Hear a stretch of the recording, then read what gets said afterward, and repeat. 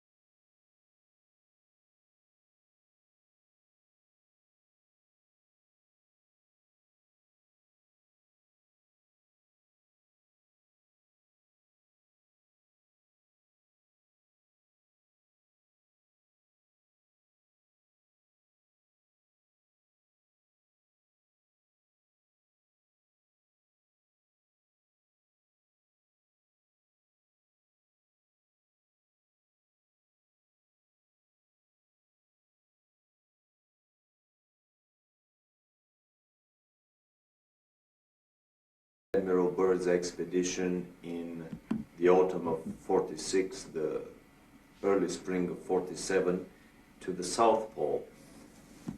This is an expedition that has been almost forgotten, and it's very hard to come up with any information about it.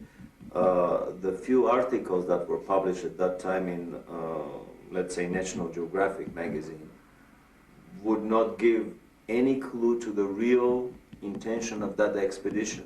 However, recently we discovered a unique documentary film in color, 1 hour long, made by the US Navy. It was a massive naval operation that involved an aircraft carrier, several battleships, an armed submarine, and probably another 20 supply and battleships. It involved 4,000 troops, US troops, and the rumor is that there were also British and Russian contingents within these 4,000 troops. It was a massive naval operation. It was not, as it has been presented to the public, that it was a peaceful expedition to explore the natural resources of the South Pole. They descended to Little America, which is the place of the previous Admiral Byrd landings on the South Pole.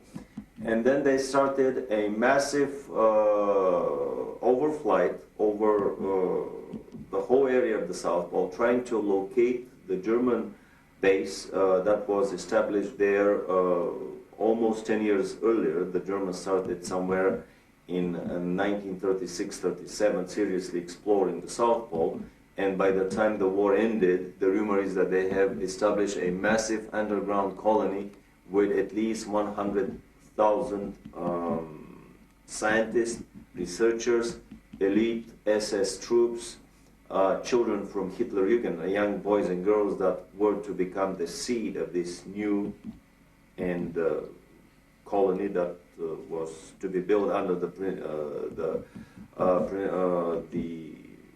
principles of the super race selection. In our research in Africa, the Far East, and in the mountains of South America, we have come across statuary of very grotesque beings who, according to the Indian and shamanistic tradition, went into the earth at a time of a great cataclysm. If we take Atlantis as a model for survival, it is clear in the folklore and literature of the major continents of our planet that some of the races went into the earth. I brought with me from Africa pictures of these grotesque serpent-like beings. Many of them correspond to the extraterrestrial reports and photographs of some of these so-called snake people or serpent people. It is very clear also that there was the survival of the ancestry of the Adamic race referred to in our scriptures, as well as in the teachings of the Hungarian and German people that came out of the Gobi area It is in this area of Lap Nor that we have recently found evidences of an earlier European type humanity that did survive some type of cataclysm according to the myths of the Far East. We have thus in our tradition a vast folklore, anthropology, and cosmology that connect the peoples of this planet with that of other worlds.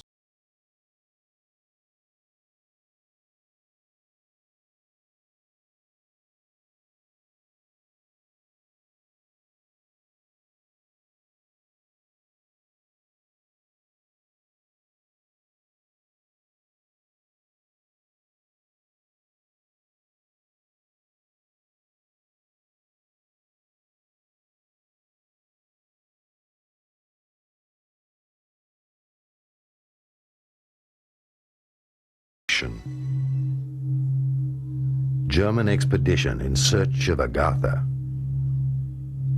Some esoteric correlations of the 19th century and of the Third Reich are hidden nowadays under a veil of the past. Thus, only some isolated relationships can be uncovered.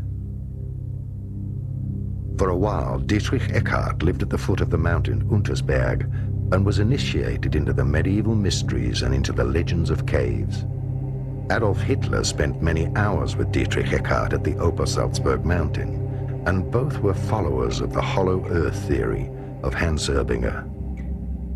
The Untersberg was already considered by the Templars to be a volcano with an access to the inner earth and to the legendary hollow world.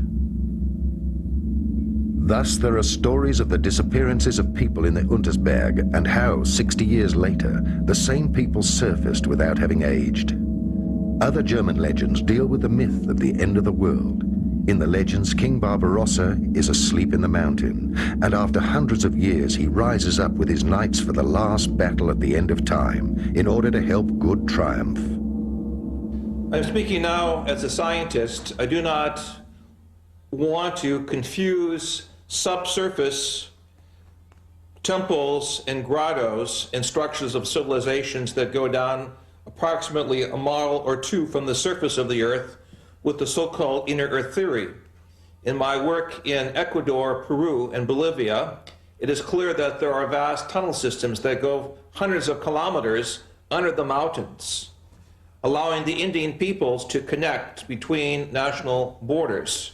We know also between Mexico and New Mexico in North America that the Indians have a subterranean system of corridors that allow the tribal federations from North America to meet, even privately, without notifying the American or Mexican authorities.